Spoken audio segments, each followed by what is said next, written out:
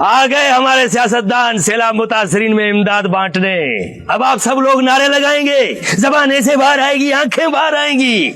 कुछ लोग राशन के लिए आपस में लड़ेंगे और ये लोग घर जाएंगे, खाना खाएंगे और फिर सो जाएंगे अगले सैलाब आने तक। लेकिन तुम्हारी ये बेहिसी, बेबसी एक दिन इस सिंध की तबाही का तमाशा इसी खामोशी से देखेगी।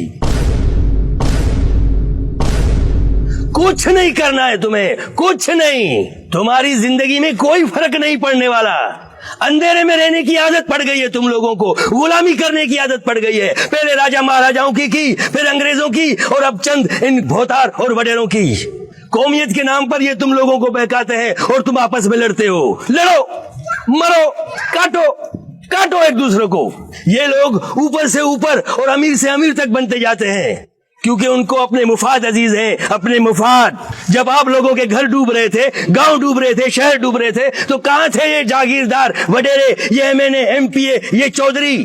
इलेक्शन वाले दिन 400 गाड़ियां आपके घर की दहलीज पर खड़ी होती हैं, और जब रात को 1 बजे अपने हाथों से दरिया को कट लगाते हैं और ये ऐलान करवाते हैं कि शहर खाली करो, उस वक्त इनके पास वसाइल नहीं। आप और हम इन सियासतदानों के लिए महज कीड़े मकोड़े हैं, जमीन पर रेंगते कीड़े। रेंगते रहो, सड़ते रहो और मरते रहो। आए और गए, खेल खत्म, पैसे हजम। क्यों लड़े मालूम नहीं, क्यों मरे मालूम नहीं।